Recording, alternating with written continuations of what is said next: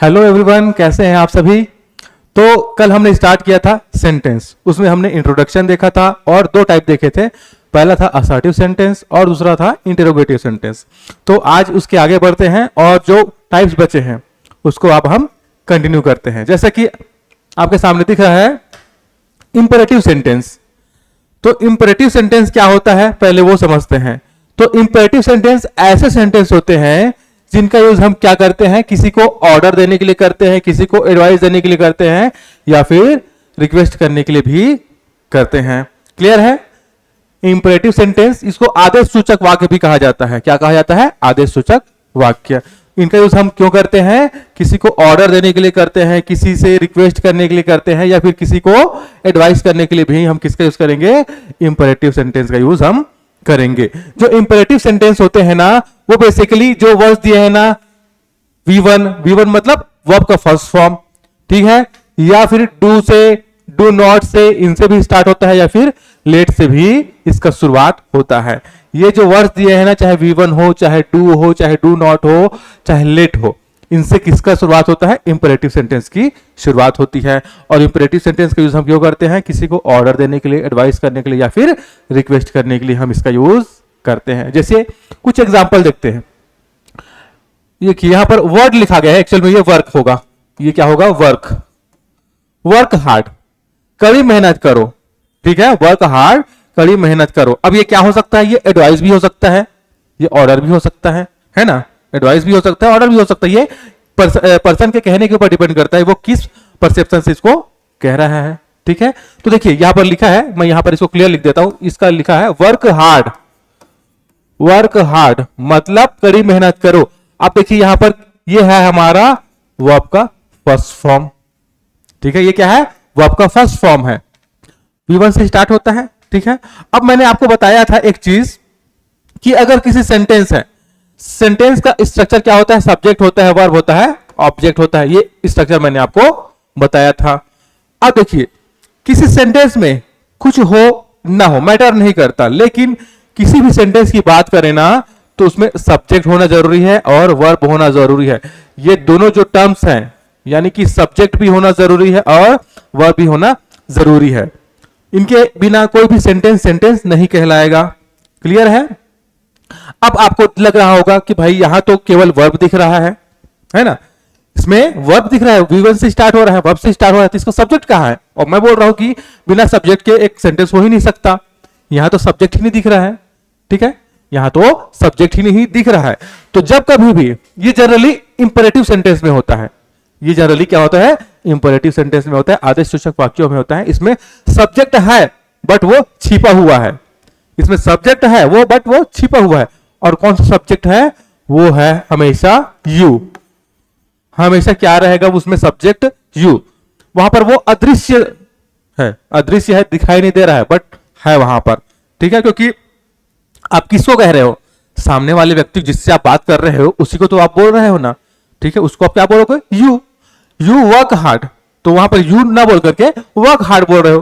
क्यों? क्योंकि वो अंडरस्टूड है। आप सामने वाले व्यक्ति को बोल रहे हो वर्क हार्ड, मतलब यू वर्क हार्ड, वो अंडरस्टूड होता है, ठीक है। इसलिए यहां पर यू को लिखने की जरूरत नहीं होती। अगर लिख दोगे तो भी गलत नहीं है, बट लिखते नहीं है जनरली, इसलिए इसमें इंपरेटिव सेंटेंस में, ठीक है। बट वहां पर कौन सा सब्जेक्ट होता है? यू होता है। इससे रिलेटेड क्वेश्चन आया है, जैसे कथन कारण वाले जो क्वेश्चन होंगे ना, उसमें यह पूछा जाता है कि उसमें सब्जेक्ट क्या होता है। तो सब्जेक्ट क्या होता है? जितने भी ऐसे सेंटेंस जिनकी शुरुआत V1 से होती है, वर्ब के फर्स्ट फॉर्म से होती है, उनकी जो मतलब उनमें जो सब्जेक्ट होता है वो क्या होता है? वो यू होता है, ठीक है। कड़ी मेहनत करो तुम। क्लियर है।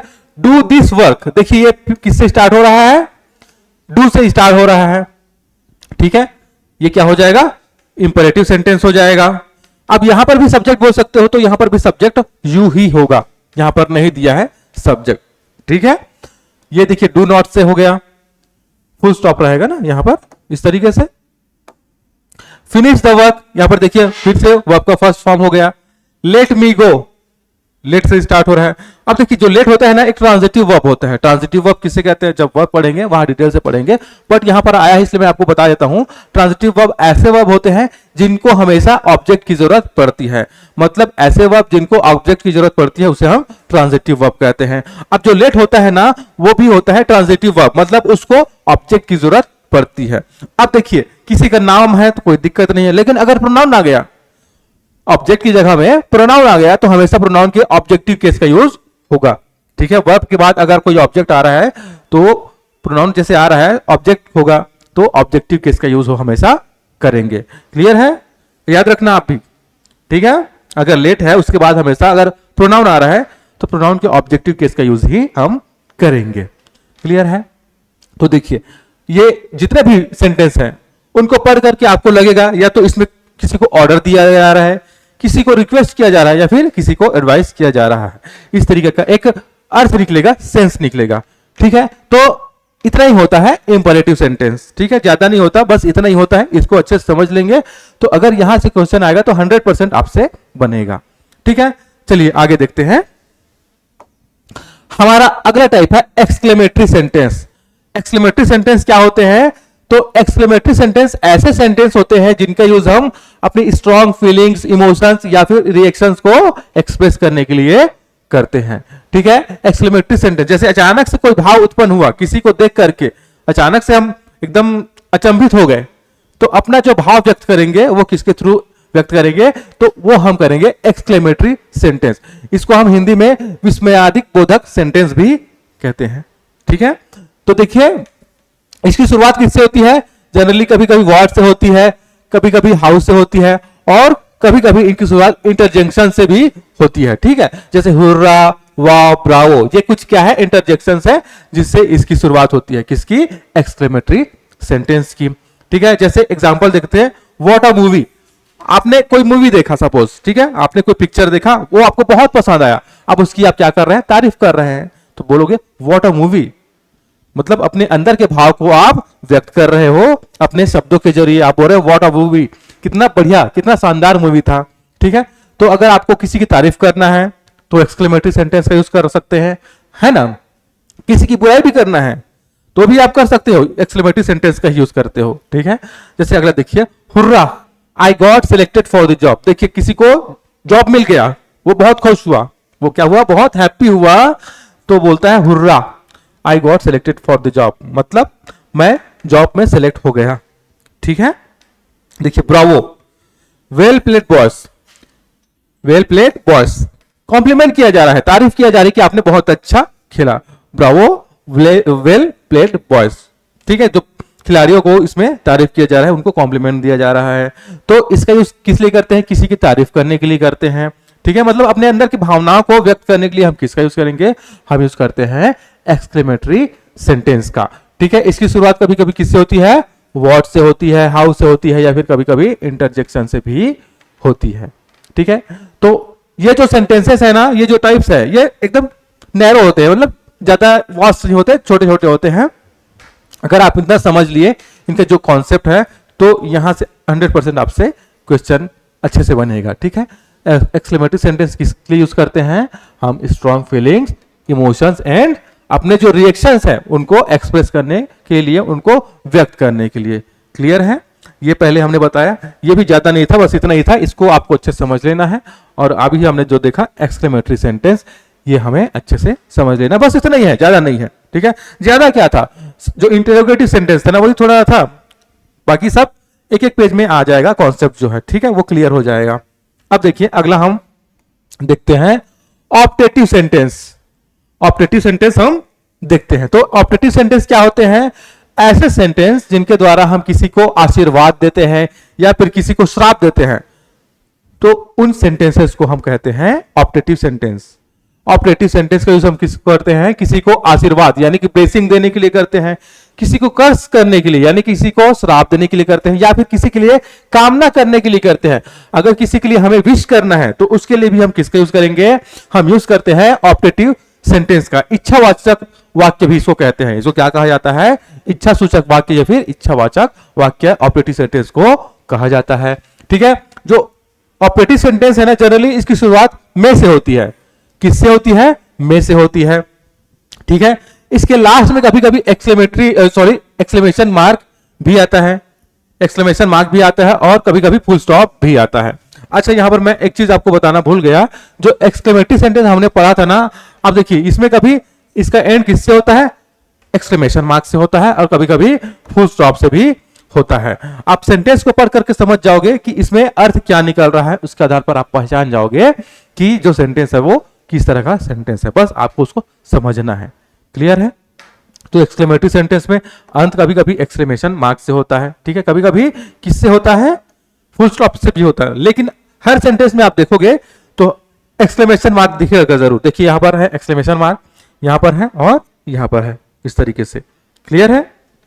तो उसी तरीके से अगर आप देखोगे तो देखिए मे से स्टार्ट हो रहा है, ठीक है, मे, गॉड ब्लेस यू, क्या किया जा रहा है?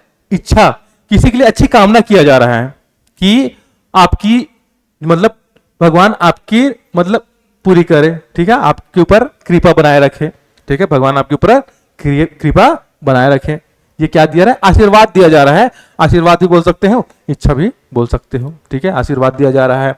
गो टू हेल, नरक में जाओ, क्या बोला जा रहा है? नरक में जाओ, मतलब श्राप दिया जा रहा है किसी के लिए, बद्दुआ, बद्दुआ दी जा रही किसी को, ठीक है।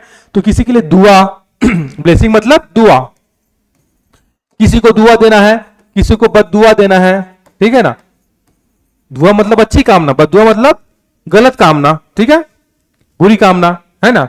लॉन्ग लिव द क्वीन, देखिए long live the queen, queen को बोला जाए कि आप दीर्घायु हो, आप हजारों साल जिए, लंबी आयु हो आपकी, ठीक है। ये इच्छा व्यक्त की जा रही है, इच्छा व्यक्त करने के लिए यहां पर इच्छा व्यक्त किया जा रहा है, अच्छी कामना की जा रही है ना। तो ये होता है। तो ऑप्टेटिव सेंटेंस का यूज हम किसके लिए करते हैं? कर्ज करने के लिए, मतलब बद्दुआ देने के लिए, दुआ देने के लिए, या फिर अच्छी कामना करने के लिए हम करते हैं। ब्लेसिंग देने के लिए, कर्ज देने के लिए, या फिर विश करने के लिए हम किसका यूज करते हैं? ऑप्टेटिव सेंटेंस का। ऑप्टेटिव सेंटेंस को हिंदी में कहते हैं इच्छा सूचक वाक्य। क्लियर है? अब देखिए मैंने आपको डू डज डीड बताया था, ठीक है, डू डज डीड बताया था, वहां पर एक चीज मैं बताना भूल गया था, तो यहां पर बता देता हूं कि डू जो होता है, मैंने वहां बताया कि हेल्पिंग वर्ब भी होता है, मेन वर्ब भी होता है, वहां पर मैंने बताया था। लेकिन जब ये हेल्पिंग वर्ब होता है तो किसका हेल्पिंग वर्ब होता है वो समझ लेते हैं एक बार, ठीक है। तो जो डू होता है ना, वो हेल्पिंग वर्ब होता है वर्ब के फर्स्ट फॉर्म का। किसका होता है? वर्ब के फर्स्ट फॉर्म का हेल्पिंग वर्ब होता है। जो डज होता है वो वर्ब के फर्स्ट फॉर्म के साथ अगर एस या ईएस लगा हो, ठीक है, वर्ब के फर्स्ट फॉर्म के साथ एस या ईएस लगा हो, उस कंडीशन में उसका हेल्पिंग वर्ब होता है डज। और डीड जो होता है वर्ब के सेकेंड फॉर्म का हेल्पिंग वर्ब होता है। जैसे पास्ट की बात करते हैं, सिंपल पास्ट की बात करते हैं ना, तो उसका हेल्पिंग वर्ब कौन होता है? डीड होता है। अगर प्रेजेंट की बात करते हैं, प्रेजेंट इंडेफिनिट की बात करते हैं, तो उसका हेल्पिंग वर्ब डू होता है और डज होता है। अगर फर्स्ट पर्सन है तो डू होगा, थर्ड पर्सन सिंगुलर नंबर है तो वहां पर डज होगा, ठीक है। अगर केवल V1 है वहां पर हेल्पिंग वर्ब डू होगा। अगर V1 के साथ एस या ईएस भी जुड़ गए हैं तो उसका हेल्पिंग वर्ब हो जाएगा डज। और वर्ब के सेकेंड फॉर्म पास्ट के लिए, ठीक है, उसका हेल्पिंग वर्ब होता है डिड। तो ये होते हैं हमारे क्या? सेंटेंस। तो हमने कल पढ़े थे असर्टिव सेंटेंस, ठीक है, और इंटेरोगेटिव सेंटेंस। आज हमने देखे एक्सक्लेमेटरी सेंटेंस, ऑप्टेटिव सेंटेंस, और क्या देखा हमने? हमने देखा इंपेरेटिव सेंटेंस। तो ये 5 टाइप हमने देख लिए हमने, ठीक है, 5 टाइप हमने पढ़ लिया। इसको आपको अगर एक बार में समझ नहीं आता तो आपको 2 बार, 3 बार, 4 बार, 5 बार जरूर पढ़ना है, ठीक है, आपको जरूर समझ में आ जाएगा। तो हमने देखा था कि सेंटेंस 2 कैटेगरीज में होते हैं, फंक्शन वाइज, स्ट्रक्चर वाइज। तो हमने कवर कर लिया है फंक्शन वाइज जो टाइप्स होते हैं सेंटेंस के, ठीक है, इतना हमने कवर कर लिया है। अब अगली क्लास में ना हम स्ट्रक्चर वाइज जो सेंटेंस होते हैं उसको कवर करेंगे, ठीक है। एक क्लास में ये कंप्लीट हो जाएगा, उसके बाद हम अगली क्लास में फिर इससे रिलेटेड एमसीक्यूज भी करेंगे, उससे आपका कॉन्सेप्ट और क्लियर हो जाएगा। तो फिलहाल आज के लिए इतना ही करते हैं। अगली क्लास में हम पढ़ेंगे जो structure wise types of sentence होते हैं ना, उसको कवर, ठीक है। तो इसको पढ़िएगा, समझिएगा। कुछ भी अगर डाउट आता है तो हमें कमेंट करके जरूर बताइएगा या हमें कांटेक्ट करके जरूर बताइएगा। क्लियर है? ओके।